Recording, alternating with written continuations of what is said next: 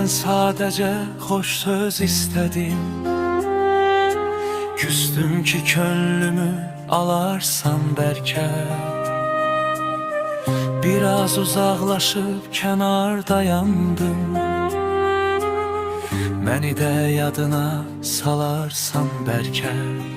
Anladım sən məni heç sevməmisən. Bəs niyə özünə öyrətdin məni?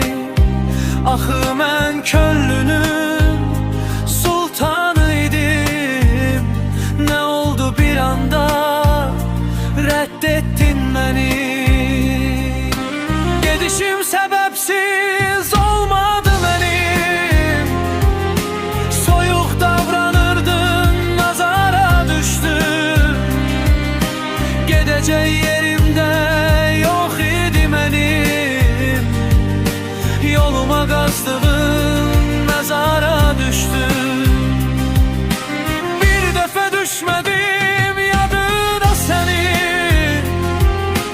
Nə məni axtardın, nə də aradın. Mən səni həsrətlə gözləyən zaman sən gedib özgənin telin daradın.